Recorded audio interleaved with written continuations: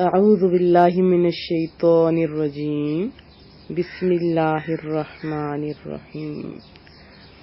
و اور ان اگر خفتم تم کو اندیشہ ہو، تمہیں خوف ہو، تمہیں خطرہ ہو، شقاق لڑائی کا، افتراق کا یا ناچاکی کا، عداوت کا، لڑائی کا، مخالفت کا، بینہما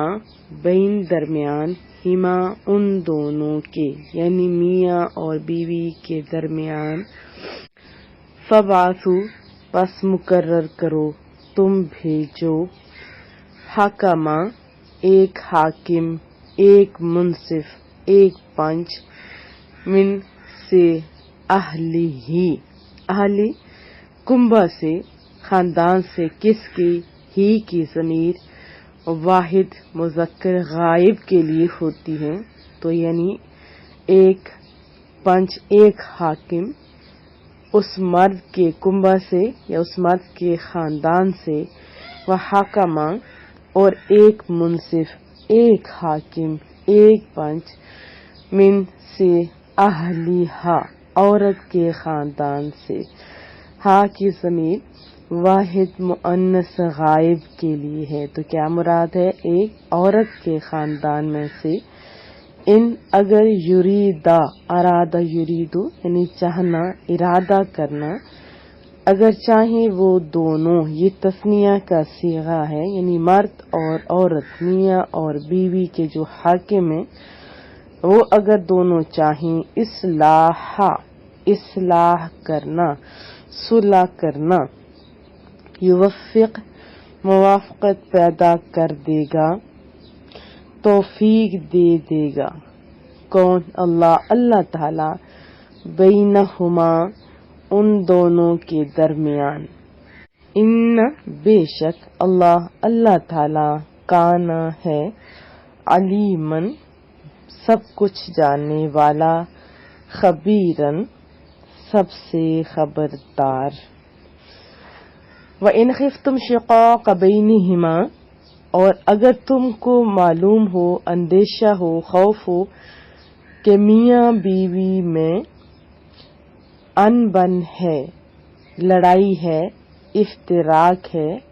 ناچاکی ہے، فَابْعَثُوا حَكَمًا مِّنْ أَهْلِهِ تو ایک منصف مرد کے خاندان میں سے، وَحَكَمًا مِّنْ أَهْلِهَا اور ایک منصف عورت کے خاندان میں سے مقرر کر دو،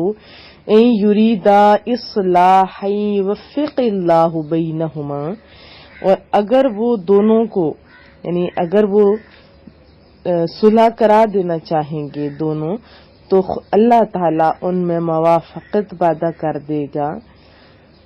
ان اللہ کان علیما خبیرا کچھ شک نہیں یا بے شک اللہ تعالی سب کچھ جانتا ہے، وہ سب باتوں سے باخبر ہے، خبردار ہے۔ وضاحت جان لیتے ہیں۔ اس سے بیشتر جو آیت ہم نے پڑھی تھی، آپ کو یاد ہوگا، اس میں حکم تھا کہ بیوی کو سمجھانے، اور پھر اگر سمجھانے کے باوجود نہ سمجھے تو بستر جدا کر دو، اور پھر اس کے باوجود بھی نہ سمجھے تو ہلکی مارنے کا حکم تھا، اور اس کے باوجود اگر اصلاح کی صورت نظر نہ آئے تو بھی دیکھیے کیا حکم ہے، مرد طلاق دینے میں جلدی نہ کرے اور عورت خلا کے مطالبے میں جلدی نہ کرے، ضد نہ کرے۔ اب یہ حربہ استعمال کرے کہ دونوں کے جو خاندان کے بڑے ہوتے ہیں، منصف ہوتے ہیں، جن پہ اعتماد ہوتا ہے، جو اچھے انسان ہوتے ہیں، ان کو مقرر کر لیا جائے۔ فائدہ کیا ہوتا ہے اس کا کہ جو قریبی رشتہ دار ہوتے ہیں یا اپنے ہوتے ہیں تو ان سے تو بندہ بات بھی کھل کے کر سکتا ہے نا، اور پھر دونوں کو، فریقین کو اپنے اپنے خاندان کے اوپر ٹرسٹ ہوتا ہے، اطمینان بھی ہوتا ہے، اور وہ سمجھدار جو ہوتے ہیں، جو حاکم مقرر ہوتے ہیں، پھر وہ کوئی نہ کوئی حل نکال لیتے ہیں۔ اور اس میں یہ بتایا گیا کہ اگر صلح کا ارادہ کر لیں